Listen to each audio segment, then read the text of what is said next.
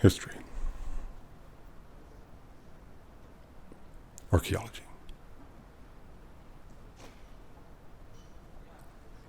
uncovering the past. I mean, that's why we're all here, right? Yeah, maybe apart from you, Jason. I know you just want the credits, but understanding the past. Maybe even learning from it, so we're not doomed to repeat the same mistakes over and over again, like you on the midterms, surely. Sorry. But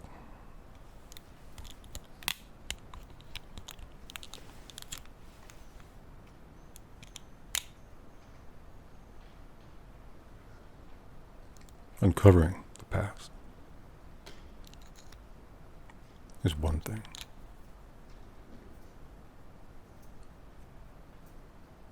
How do we read the past? As archaeologists, we don't just uncover history. It's our duty to interpret it, try to make sense of it. Our job is not just to dig, but to translate. Exhume the inexplicable. Unearth the truth. To translate the past so that the present can understand it.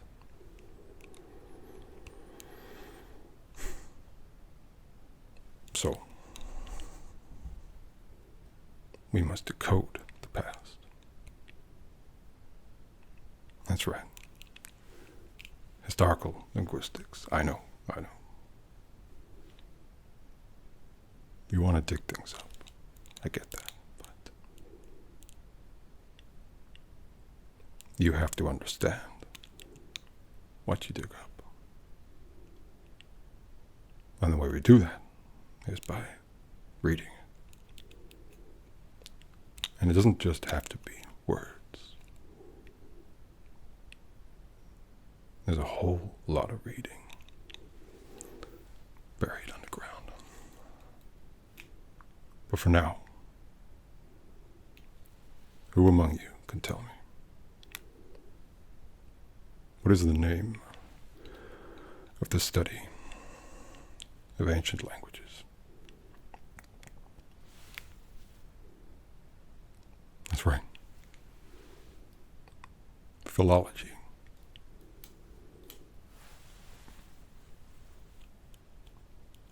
Now, this course will make you an expert in understanding dead languages, but it'll give you a grounding in it. Most languages will seem familiar anyway, but tell me,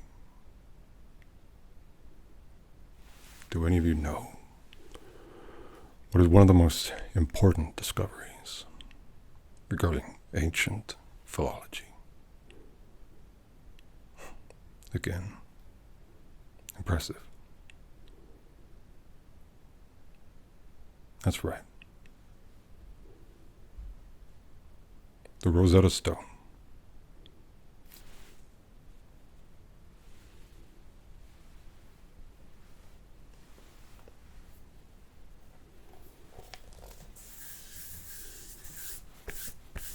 And here it is.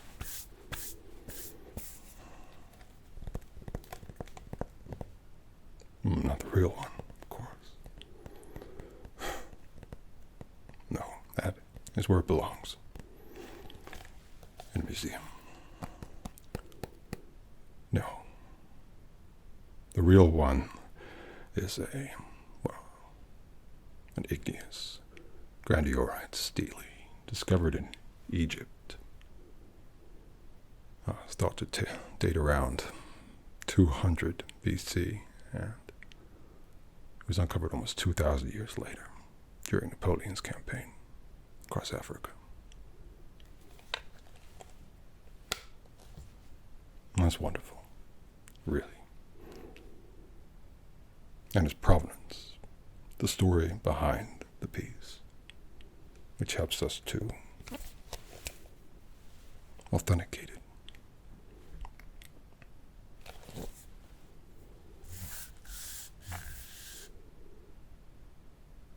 But how does the Rosetta Stone work? How does it help us? How can we read from it so that we can understand it? What is its purpose, anyone?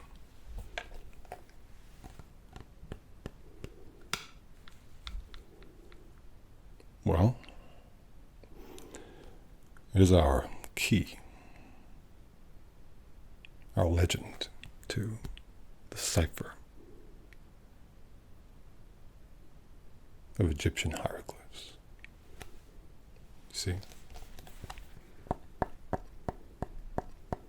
From the hieroglyphics to the demonic. No, Jason, demotic, not demonic. And finally, to the ancient Greek. Now, Jason, your Greek should be good with all that frat behavior you're always up to. Why does this help us? Someone tell me. Well, because we understand ancient Greek, we can therefore transliterate, not necessarily translate, the demonic. And then to the hieroglyphs.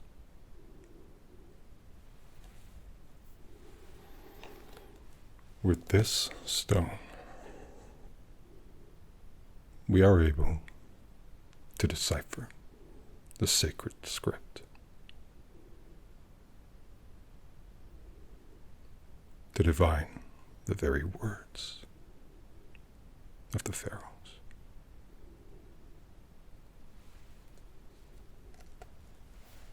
Isn't that incredible? One discovery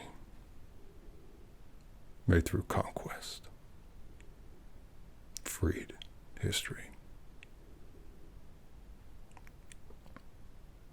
and helped us all.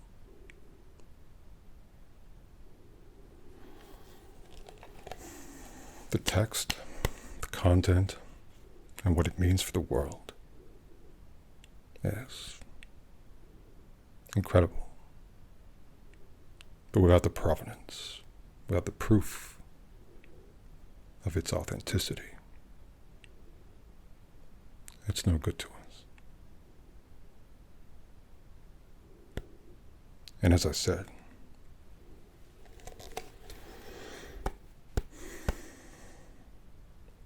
my Rosetta Stone is absolutely a replica. I wouldn't be able to pick the real thing up, as strong as I am.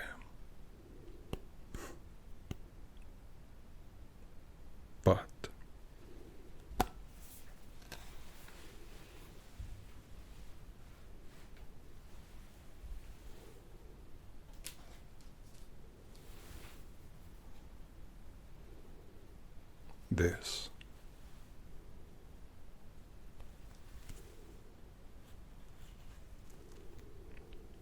this is real.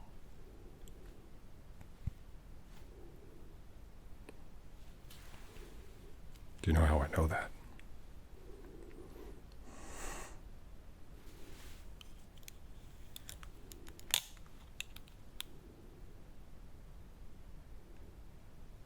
Because I discovered it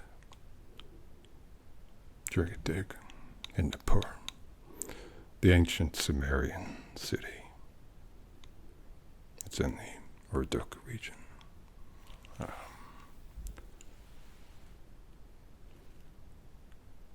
And it dates to around 900 BC. Long time ago. About 1,000 years older than the Rosetta Stone.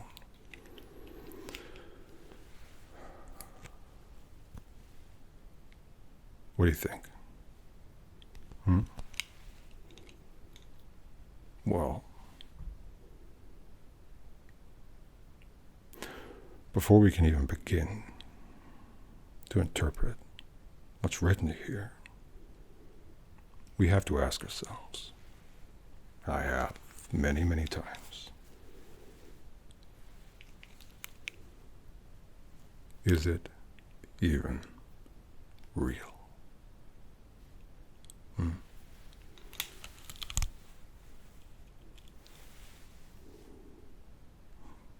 mean, gee, when I found it, I wanted it to be real.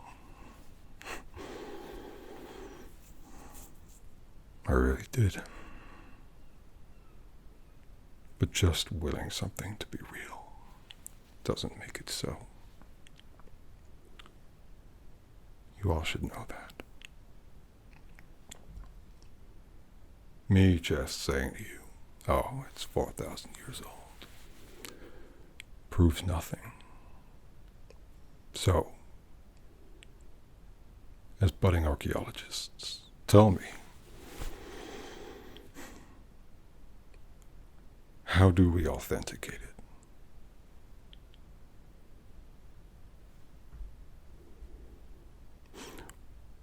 Unlike the Rosetta Stone, where we were presented with language we were familiar with, ancient Greek, Demotic, what if there is no key? No translation guide, no 101 class about philology. What if the language we uncover is a language isolate, like Sumerian, or in this case cuneiform?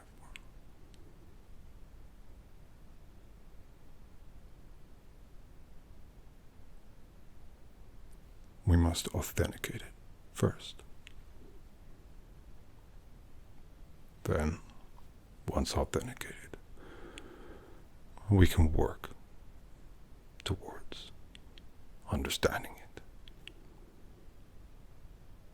Validate, translate, archive. So, looking at the piece again.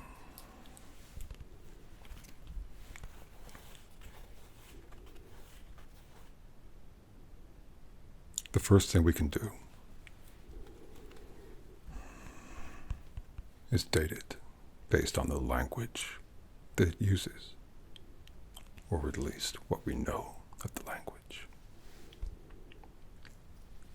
So I can tell you that it's written in Old Babylonian era, Sumerian, not Semitic Akkadian. All right? That became the lingua franca much, much later. Now, even though both languages, both Sumerian and Semitic Akkadian, they both use cuneiform as their script, the difference is the language. It's like reading Latin versus French. It's the same alphabet, but entirely different grammar. And of course, cuneiform is not a language in of itself, as you pointed out. It's simply script. Now,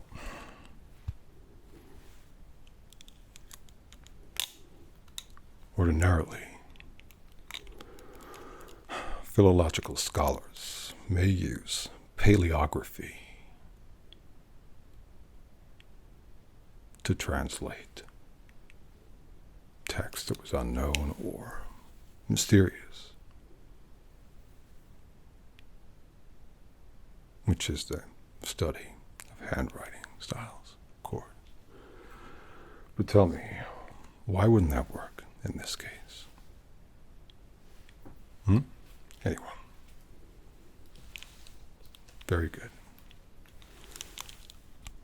It wouldn't work because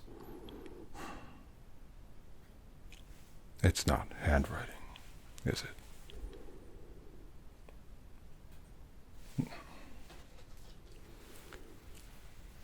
These are stylus impressions, or tool indentations made on clay or stone, right?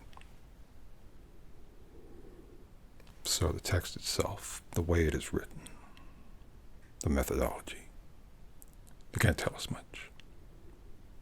The language used, if we know it, can. But these are contextual considerations when dating a piece. So instead, we can date the object, the piece, by using its archaeological context. So on the dig, we'll be there.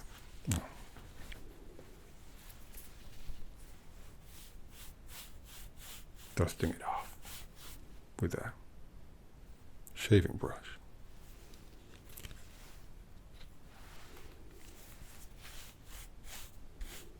And we'll be concentrating hard on the text and the discovery that we've made. But can you tell me, when an archaeologist is on a dig, what is the most important piece to concentrate on? That's right, everything. We might find our prize, our reward for the dig, but everything else is context for that prize. You might find a piece of history that ends up making history, but it is the stuff around it that gives it that history. So, examine datable materials nearby. Pottery, tools, even organic remains. Use the geography of the situation to your advantage. Where are you? I was in the Urduk region, and I knew that I was near the ancient city of Nippur. And so, I could, with a certain degree of confidence, assume that this was Babylonian era, Sumerian, because of the cuneiform versus the Semitic Akkadian, Mesopotamia. And look around. Are there other inscriptions with known dates that corroborate the story of the piece that you found? Is there anything that tells you, yes, this is the same, but different? This is the same, but different.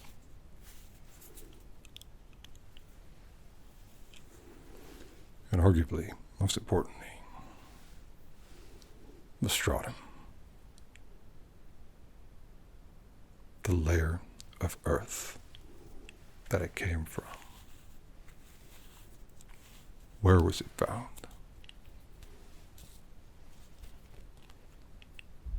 How deep did you have to go to uncover this piece of history?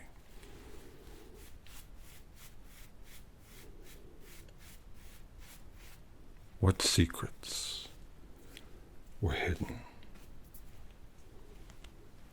so deep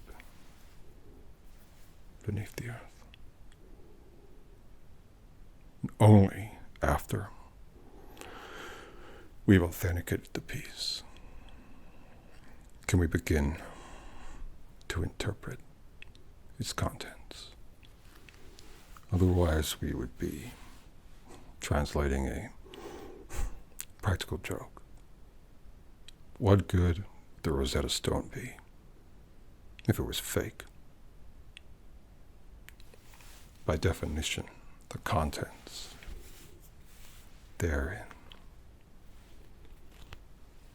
would be a lie, would they not?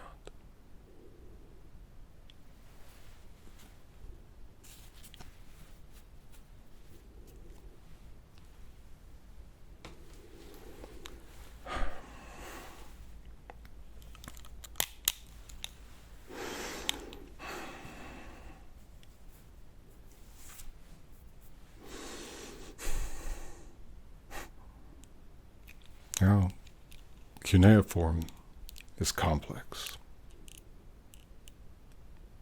As you've seen, there are hundreds of wedge-shaped signs that all look very, very similar. Different combinations, different angles, different numbers, but they each represent one of three different things. A combination of these strokes, of these sigils, could mean a syllable, like ki, s, or ta. Another one, or combination, could be what we call a logogram, which is, that's right, a whole word in a single symbol. And finally, they could also be determinative. This is a silent marker that tells you if the word is a noun of great importance. For instance, a god, a plant, or a tool.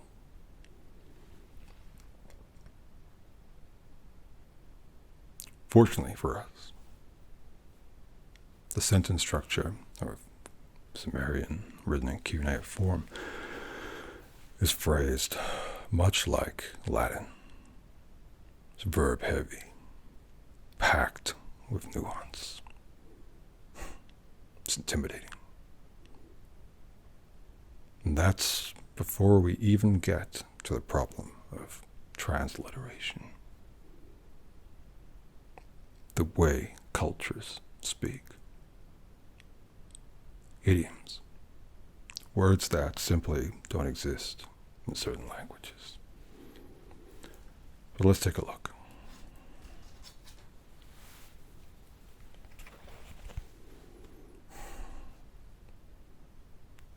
We know this is real.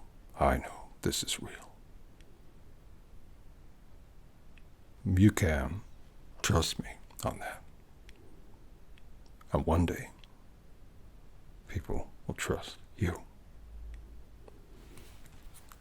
It'll be your moral obligation to be honest about finds, to tell them the truth,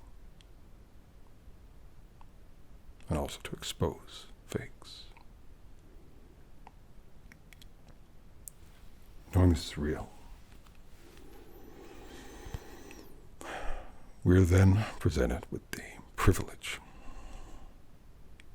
of translating it.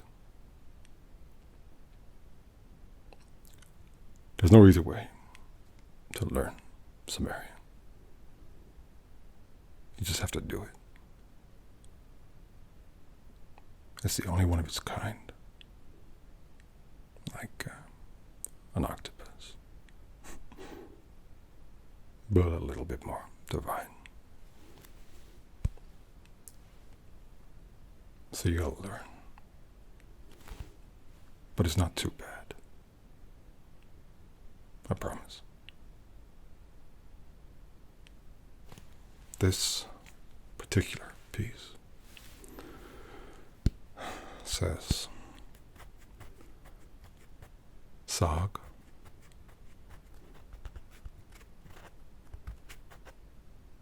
Giga. Sa.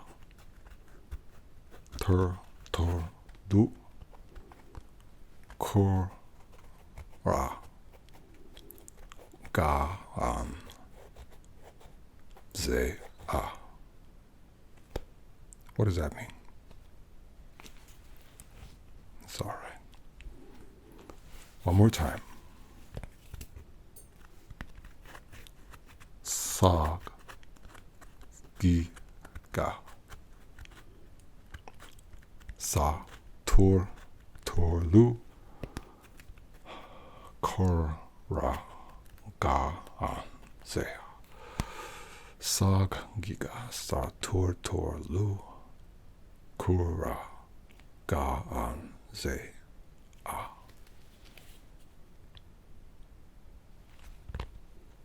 And what does that mean? I'll tell you. The opening phrase means something which has never occurred since time immemorial. Now, when I was talking about transliteration, culture, when you've studied the ancient texts of the Sumerian, you'll find that this is a common literary device. Something which has never occurred since time immemorial. What does that tell us? Well, it further helps to authenticate and date the piece. Well, because knowing that this is a common verbiage, a common pairing, a common phrase in ancient Sumerian, increases the chance of it being authentic. But that's only the first part. The full translation. Sagiga saturtor lu kura gaan zea. Something which has never occurred since time immemorial. A young woman did not fart in her husband's lap. That's right. It's a 4,000-year-old fart joke. Wait.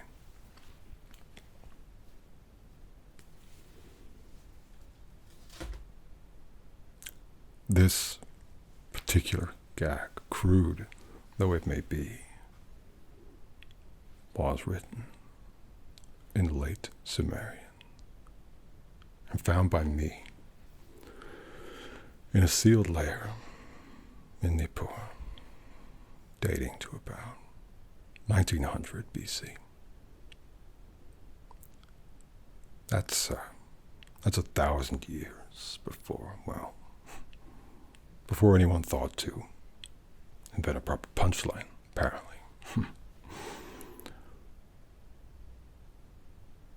So no, translating cuneiform isn't like cracking a code. It's more like deciphering 3 codes at once. You've got the script, the language, the culture, all of that stacked on the provenance, the truth of the piece itself.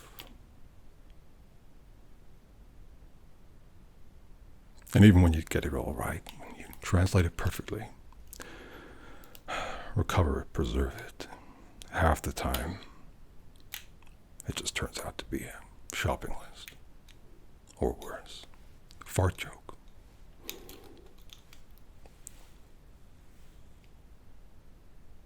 But even if it is,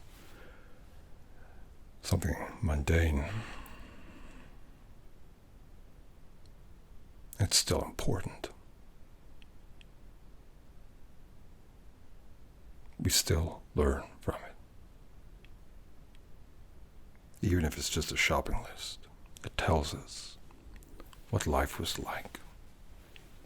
It proves that we were there as humans.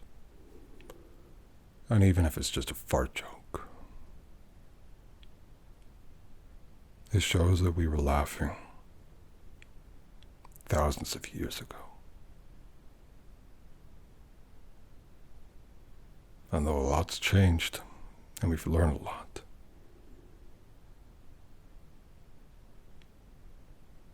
we weren't so different. Thank you. Have a good weekend. Shirley, please study. Jason, a word. See ya, kids.